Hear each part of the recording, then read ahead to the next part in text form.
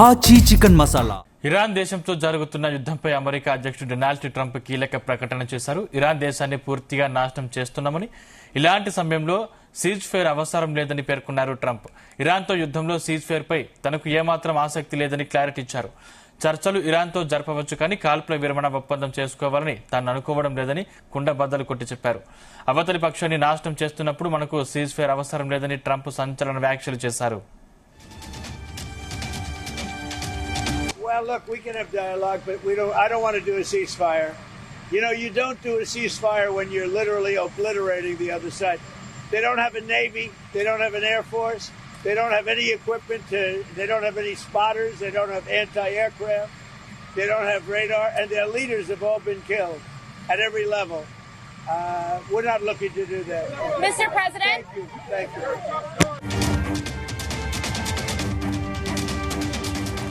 ఇరాన్కు సంబంధించిన నేవీ వైమానిక దళాలను ఫినిష్ చేసినట్టు తెలిపారు. అసలు వారి దగ్గర ఎలాంటి పరికరాలు లేవని తాజాగా మీడియాతో వెల్లడించారు. అమెరికా అనుకుంటే ఇప్పుడే యుద్ధాన్ని ముగించగలదని స్పష్టం చేశారు. ఇరాన్పై 5 ప్రధాన లక్ష్యాలపై అమెరికా విజయం సాధించిందని తెలిపారు. హార్ముజ్ జలసంధి మార్గాన్ని ఉపయోగించుకునే దేశాలే ఇకపై భద్రత బాధ్యతలను స్వీకరించాలని ఆయన తెలిపారు. ఇరాన్ నుంచి భవిష్యత్తులో ఎదురయ్యే ముప్పును తిప్పి కొట్టేందుకు అమెరికా సిద్ధంగా ఉన్నట్టు ప్రకటించారు ట్రంప్.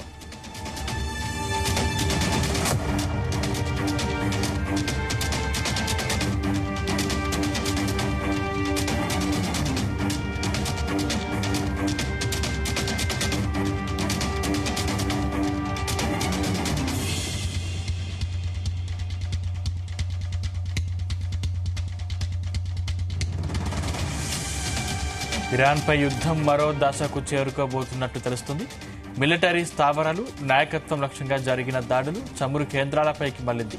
ఇప్పుడు నేరుగా అమెరికా సైన్యాన్ని ఇరాన్ దేశానికి పంపుతున్నట్టు తెలుస్తుంది. ఇదివరకే US Gerald R Ford, USS Abraham Lincoln వంటి భారీ యుద్ధ నౌకలు ఇరాన్ సమీప జలాల్లో అమెరికా మోహరించింది. ఈ యుద్ధ నౌకలు ఇరాన్పై భీకర దాడికి ఉపయోగపడ్డాయి.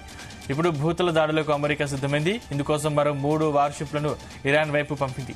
సుమారు 5,000 మంది అంఫిబియస్ యూనిట్ ను పంపినట్టు తెలుస్తుంది.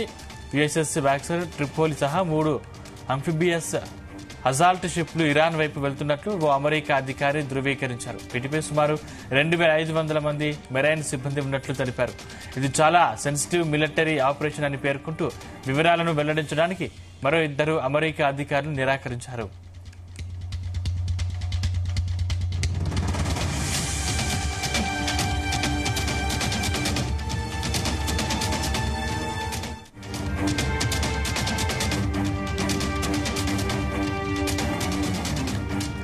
ఇరాన్ సైన్యాన్ని, నేవీని, వైమానిక దళాలను, నాయకత్వాన్ని, ఆయుధాగారాలను, అండర్ గ్రౌండ్లను ధ్వంసం చేశామని, అసలు అక్కడేమీ లేదన్నట్టుగా ట్రంప్ చెప్పారు.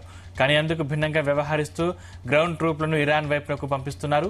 ఈ సైన్యాన్ని ఇరాన్కు పంపడానికి 2 టార్గెట్లు ట్రంప్కు ఉండొచ్చనే చర్చ జరుగుతుంది. హోర్ముజ్ జలసంధిని ఓపెన్ చేయాలని, విదేశీ నౌకలను ఈ జలసంధి గుండా పంపడానికి, సేఫ్ గా మార్చడానికి ఈ ట్రూప్లను పంపుతున్నట్లు చెప్తున్నారు. ఈ అంఫిబియస్ వార్షిప్లు యుద్ధ నౌకల వంటివి అయినా తీరానికి సమీపంగా తక్కువ లోతున్న ప్రాంతానికి చేరుకోగలవు. ఈ వార్షిప్లపై సైన్యం తీరంలోని ఇరాన్కు చెందిన ఓ కీలక దివికి చేరుకుని జలసంధి గుండా వెళ్లే నౌకలను రక్షణ కల్పించాలని భావిస్తున్నట్టు చెప్తున్నారు.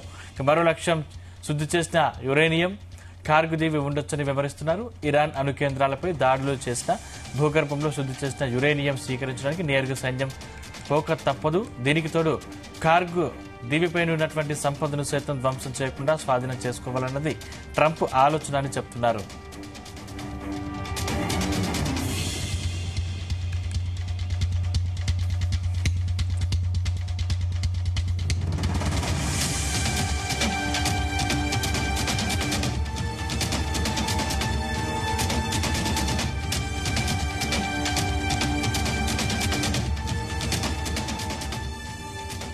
అమెరికా మిత్ర దేశాలు, నాటో సభ్య దేశాలపై ట్రంప్ విరుచుకుపడ్డారు. హార్ముజ్ జలసంధిని కాపాడటానికి ముందుకు రావాలని కోరితే రాలేవని, కానీ చమురు ధరలు పెరుగుతున్నాయని, గగ్గోలు పెడుతున్నాయని పేర్కొన్నారు.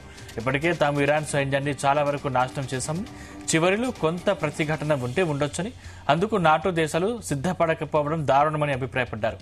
వాళ్లకు అది చాలా చిన్న రిస్క్ అని పేర్కొంటూ, పెరికి పందలు, మిమ్మల్ని తాను గుర్తుంచుకోవాలంటూ మండిపడ్డారు.